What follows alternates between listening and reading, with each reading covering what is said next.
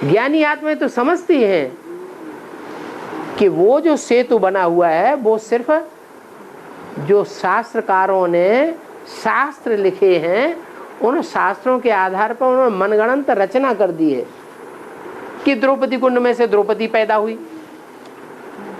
अब द्रौपदी कुंड में से, अग्निकुंड में से द्रौपदी पैदा होती है या ज्ञानाग्निकुंड से कोई पैदा हो सकता है? ज्ञानाग्निकुंड से पैदाइश होती है। वो लंका और भारतवर्ष के बीच में जो उठा उठा हुआ स्थान देखा, उसको उन्होंने कह दिया कि वो पुल गिर गया तो ऊंचा स्थान रह गया। ऐसा कुछ नहीं है, न ऐसा कोई पुल बांधा गया है, न ऐसे कोई पत्थर होते हैं जो पानी के ऊपर तैरते रहें। ये तो पत्थर बुद्धि मनुष्यों की बात है।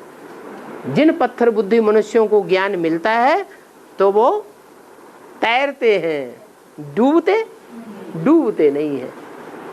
काहे में नहीं डूबते हैं? विषय सागर में, विषय वैतरणी नदी में वो पत्थर बुद्धि आत्माएं नहीं डूबती हैं, पार जाती है। उस सेतु की बात ही नहीं है।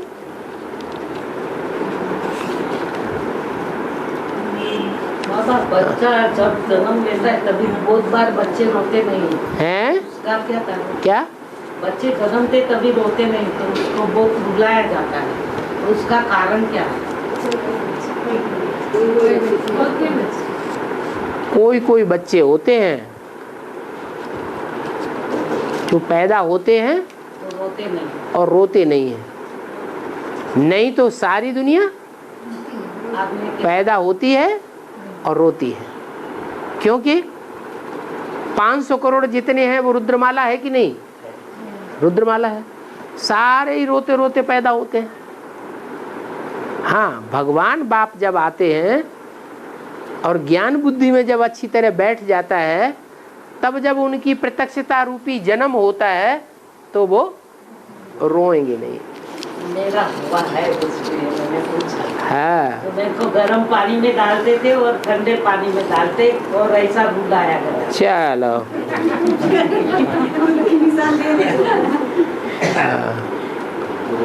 और हाँ, कलयुग में जाति व्यवस्था होती है। हैं? कलयुग में जाति व्यवस्था, कलयुग में जाति व्यवस्था द्वापर में नहीं होती। द्वापर इससे होती है। हाँ। ब्राह्मणों की दुनिया में शूटिंग कैसे होती है? ब्राह्मण दुनिया में शूटिंग नहीं हो रही है। हो रही। मालूम नहीं पड़ रहा है कि देवता कौन है, ब्राह्मण कौन है, असली ब्राह्मण कौन है। फिर ब्राह्मण से संपूर्ण ब्राह्मण बन के देवता कौन बनते हैं। फिर ब्राह्मणत्व से जो फेल हो जाते हैं वो क्षत्रिय कौन बनते हैं। ज्ञान में चलते चलते क्षत्रिय बनते कि नहीं? क्षत्रिय कौन बनते हैं। फिर क्षत्रिय से भी नीची स्टेज में उतर करके विषय माने विचारी कौन बन जाते हैं। विषय विकारों को भोगने वाले कौन कौन बन जाते हैं। उनकी बुद्धि में सारा ज्ञान उड़ जाता है। पक्का कर देते हैं कि विषय विकार छूट ही नहीं सकते, ज्ञान व्यान सब उड़ जाता है। तो उन्हें विषय विकार भोगने वाला विषयी विशेष कहेंगे ना, वो द्वापर युग में होते हैं। कलयुग में आके सब व्यभिचारी बन जाते हैं, उनको कहा जाता है शूद्र। जो शूद्र होते हैं उनका कोई धर्म ईमान ही नहीं होता। जैसे ब्राह्मण को दान नहीं होता है, जैसे कहा जाता है ब्राह्मण ज्यादा भ्रष्ट तो तीनों लोग ही श्रेष्ठ हैं। ऐसा कहा जाता है। क्या ब्राह्मण ज्यादा भ्रष्ट तो तीनों लोग ही श्रेष्ठ। यानी ब्राह्मण कितना भी भ्रष्ट हो गया तो वो तीनों लोगों में श्रेष्ठ ही है।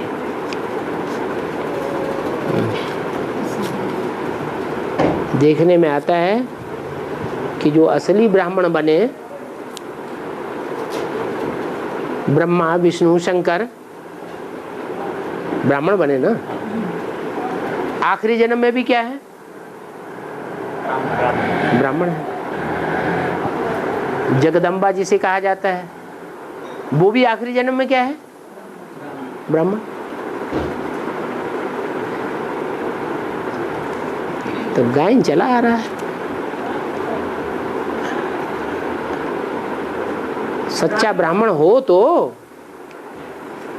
हाँ, ब्राह्मण की छुट्टी क्यों श्रेष्ठ बताते हैं? क्योंकि चोटी का पुरुषार्थ करते हैं ना, ऊंचे से ऊंचा, नीचा पुरुषार्थ नहीं करते, इसलिए चोटी के ब्राह्मण कहे जाते हैं।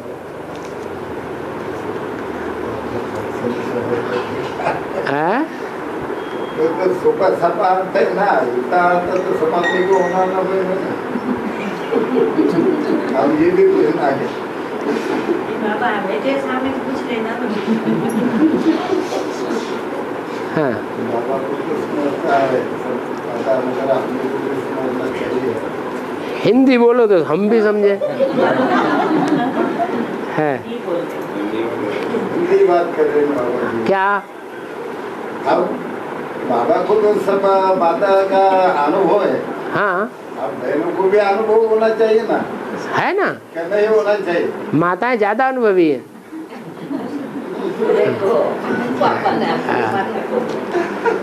हाँ जी, माता की तिरको तरफ सब सच करना पड़ता है बाबा। बाबा जी। हाँ, अगर माताएं ज्यादा अनुभवी न हो तो भगवान बाप आकर के जो समझाते हैं उसमें माताएं ही ज्यादा क्यों निकलती हैं? माताएं ज्यादा निकलती हैं, माने माताएं ही ज्यादा समझती हैं ना, ज्यादा अनुभवी है इसलिए ज्यादा समझती हैं, ज्यादा ज्ञान में निकलती है। हम इसलिए पूछते हैं, हमारे कोई गलती हो तो सुधार दे, इसलिए है? बाबा, हाँ, लक्ष्मी नारायण का गायन है ना कि वो कंचन काया इसी जन्म में करें, हाँ, माना वो दोनों बर्फ में नहीं दबेंगे, क्यों नहीं दबेंगे? तो बाबा कंचन काया का फिर संगम में गायन कैसे? कंचन काया का गायन यही है कि उनका शरीर जो है थोड़े समय के लिए, जैसे सारी दुनिया में बर्फ ही बर्फ हो जाएगी तो सारी दुनिया बर्फ में दब गई। जब एटम बम फटेंगे और समंदर का सारा पानी भाप बन के उड़ेगा तो कितनी बरसात होगी मूसलाधार कई दिनों तक। थोड़ी ही बरसात हो जाती है, अभी देखो गर्मी है, अगर एक दिन बरसात हो जाए तो ठंडी हो जाती कि नहीं, और वहां लगातार मूसलाधार बरसात सारी दुनिया में होगी तो कितनी ठंडी है। 0 डिग्री से नीचे पहुंचेगा कि नहीं वातावरण सारी दुनिया का, तो बर्फ ही बर्फ हो जाएगी। बर्फ में फिर कोई रह जाएगा जो बिना दबे रह जाए? सब दबेंगे, सब दबेंगे। हाँ, उनके शरीर बाहर निकलेंगे जिन्होंने अपने शरीर को योग बल से निस्तारा होगा, उनके शरीर जीवित निकलेंगे। आत्मा परमधाम से आएगी, उसी शरीर में प्रवेश करेगी, और कोई न कोई अकारण ऐसा बनेगा कि बर्फ से बाहर आ जाएंगे, नंबरवार आएंगे, एक साथ नहीं आएंगे। कोई कम समय तक और कोई ज्यादा समय तक। जो अष्टदेव हैं वो बहुत थोड़े समय के लिए बर्फ में रहेंगे और दूसरी आत्माएं लंबे समय तक बर्फ में दबी रहेंगी। और 9 लाख का गायन है बाबा। हाँ, 9 लाख 9 लाख हार का वो क्या राज है? 9 लाख हार वही आत्मा है जो 4.5 लाख इस सृष्टि पर डायरेक्ट नर से नारायण जैसे बनते हैं और 4.5 लाख उनमें प्रवेश करते हैं। कितने हो गए? वो 9 लाख आत्माएं हैं जो सारी दुनिया में ज्ञान की चमक मारेंगी, इसलिए वो 9 लाख हार गाया हुआ है। हाँ, जो पुरुषार्थ करेगा पहले नंबर में सो अर्जुन कहा जाएगा, कमाई करने वाला कहा जाएगा। अर्जुन माने अर्जन करने वाला, जो पहले नंबर में कमाई करके दिखाए सो अर्जुन हो जाए। हाँ बाबा, हाँ। मुरली में बोला है कि 5000 साल पुरानी कोई चीज़ है नहीं सिवाय शिव बाबा की, तो नंबरवार जो अष्टदेव है वो भी उस लिस्ट में आ सकते हैं कि नहीं बाबा? अष्टदेव भी नंबरवार रहेंगे कि उनके कुछ टाइम कम होगा परमधाम से उतरने में? कुछ टाइम कम होगा। हाँ, तो सेकंड बाई सेकंड कम होंगे ना। तो एक तो संपूर्ण होगा, एक ऑलराउंड पार्टधारी है और बाकी नंबरवार है। हाँ। तो उनको भी 5000 साल पुराने बंदे कह सकते हैं कि बाबा कि नहीं कह सकते? पुराने हैं तब तो दूसरे धर्मों के पूर्वज हैं। अष्टदेव अगर पुराने नहीं हैं तो दूसरे धर्मों के पूर्वज कैसे हैं? क्रिश्चियंस का भी कोई पूर्वज होगा, पूर्व में जन्म लेने वाला। क्रिश्चियंस में कोई आत्मा तो एक होगी जो सबसे पहले प्रत्यक्षता रूपी जिसने जन्म लिया हो। कौन है? अष्टदेव में से चौथे नंबर का। और दिल्ली में से प्रत्यक्षता का झंडा है, वो कैसे?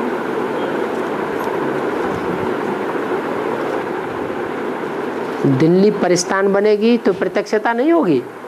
नहीं, मतलब दिल्ली ही क्यों? दिल्ली ही कब्रिस्तान बनती है। जब दिल्ली कब्रिस्तान बनेगी तो परिस्थान नहीं बनेगी।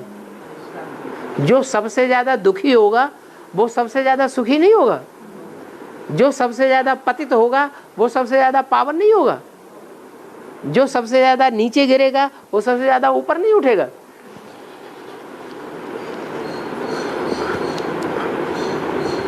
तो इसलिए दिल्ली के लिए बोला, दिल्ली के ऊपर इतना मदार है कि दिल्ली का उत्थान सारी दुनिया का उत्थान।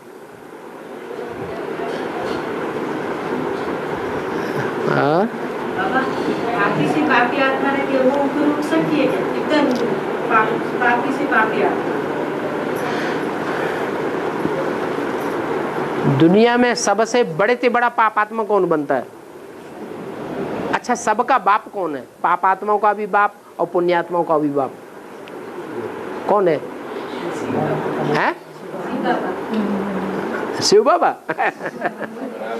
राम वाली आत्मा, राम वाली आत्मा सारी मनुष्य सृष्टि का बाप है।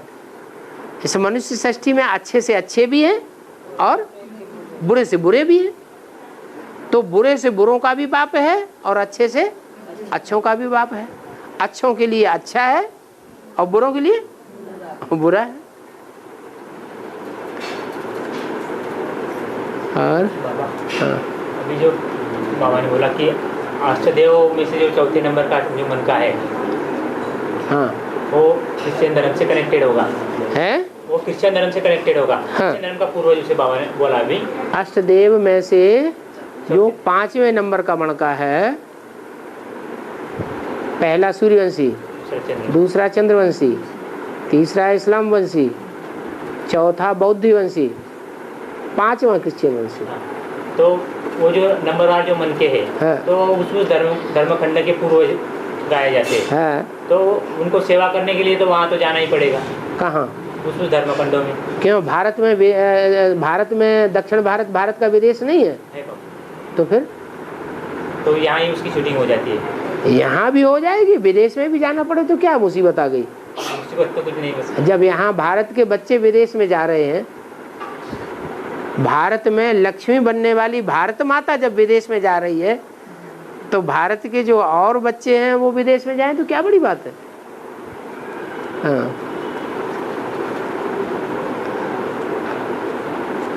वो रानी बाबा, रानी है वो नौलखा हार तुमती है।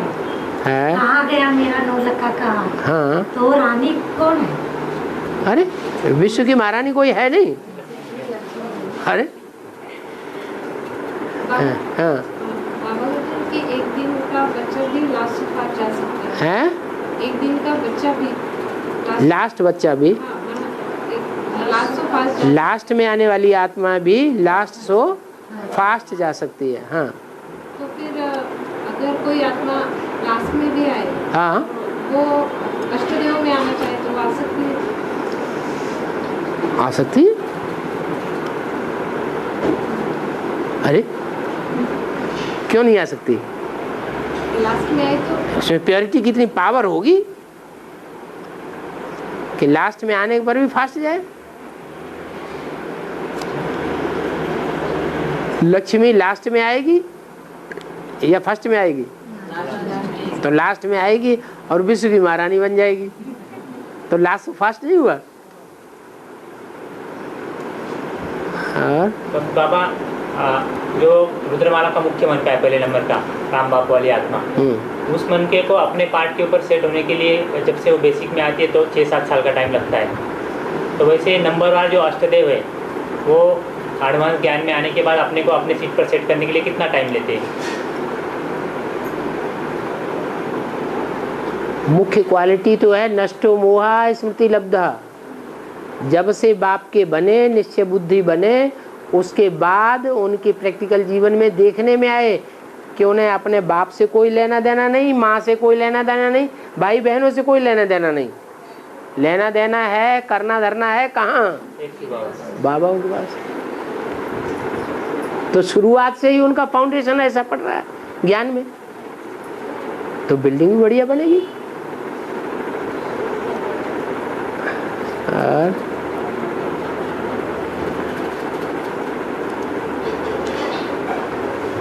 संत माता से संत माता के उपास रहते हैं ना बाबा, तो बीके में जाती थी ना पहले में, तो मैं उपास करती थी, संतोष माता की करती थी पहले। तो मेरे पास घर में एक उपास होगा मेरा और दूसरा कर रही थी मैं। तो मेरे पास ब्रह्म बाबा देखी मैं, मम्मा और मैं बैठवा दी थी, तीनों घर में देखी थी मैंने। मेरे को ऐसे बोल रहे थे, बोले आपकी हो गए, बोले सब हो गए, बोले तब बच्चा आपकी अभी उपास तापास खुद करने का नहीं, तो एडवांस नॉलेज मिल जाए बाबा। मैं ऐसे बात कर रही थी उनके साथ बैठे हुए, जैसे सपना नहीं देख रहे, जैसे बात कर रही थी अच्छी, ठीक उनके साथ बात कर रही थी मैं घर में।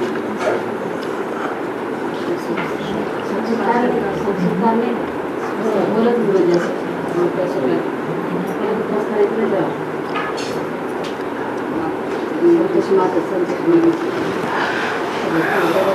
हो गया। चल ले।